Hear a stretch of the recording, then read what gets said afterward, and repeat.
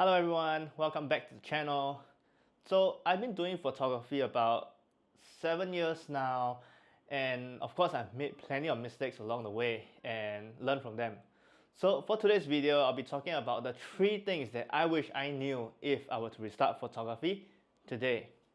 So hopefully this video will help you guys make better choices if you're new to photography, just starting out, or might have some questions on how to improve as a beginner. Then this video might be for you. So I'm not sure about everyone else here, but personally for myself, making the decision to start photography would mean taking up the hobby, of course, a little bit more seriously. So let's get into it. Probably the most important decision that I have to make is gears. So for this section, I'll be splitting it into 2 different segments, camera and lenses. So when it comes to purchasing a camera for photographers just starting out, in this age and time, it kind of feels a little bit overwhelmed. You have to contemplate with brands like Sony, Canon, Nikon, Fuji, so on and so forth. Not to mention trying to figure out the different pros and cons between an APS-C or a full frame body. So all things considered, cameras, regardless of brands these days, are going to be packed with so many features, making it versatile, allowing you to photograph across different genres under different situations. So the one thing I want to point out is that certain camera brands allow third-party lenses option. So let's say if you're on a budget and you don't really want to break the bank, then of course this is something that you want to keep in mind. If you do not know, a zoom lens is exactly what the term suggests, being able to zoom, change your focal length. A prime lens, on the other hand, is a fixed focal length, meaning you are stuck with a single field of view. So for beginners starting out, I highly recommend getting a zoom lens over a prime lens instead, just for the versatility to be able to photograph a wide variety of genres, and hopefully over time you're going to be drawn to that genre that you enjoy shooting and then work on it. So when it comes to purchasing a new camera from retailers, most brands will offer a bundle where they include a kit lens.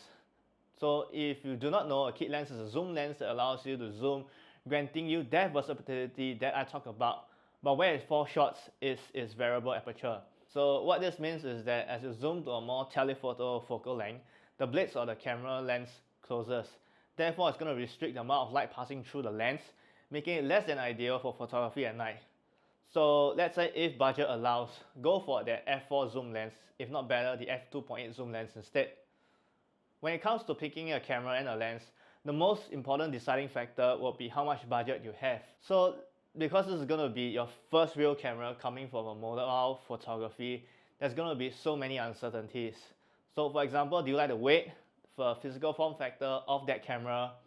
But of course, you can always visit your local camera stores to check out the camera, have a chat with that staff to find out if that certain camera is going to be right for you. And perhaps the biggest important factor is going to be, is this going to be a spur of the moment purchase and only to have you chuck the camera one side after a few months of usage? So allocate a budget that you are comfortable with. So when I started photography initially, I absolutely have no idea what's going on when I show up to a location to shoot and don't know what to expect. So over the years, I realized that just showing up, running and gunning is not going to be enough. Because as a beginner, the idea is to remove as much of the unknown variables as possible, so you know what to expect when you reach the location. It could be planning for a sunrise or a sunset shoot, and it will be ideal to know at the very least the direction of where the sun is going to be at, so you can plan if you want a backlit or a front light scenarios. So same goes if you're planning to do street photography. Just winging it on the fly isn't really going to cut it. So be more intentional in terms of choosing what time you want to visit a certain place, because depending on the time you photograph a scene can drastically affect the kind of story that you want to tell. So do you want to show a busy scene with motion, or are you going to be going for a more minimalistic storytelling kind of mood? So the next tip for myself and every budding new photographer out there is that always shoot in RAW. As a beginner photographer, more often than not, chances are you're going to mess up your settings and photograph an over or underexposed scene.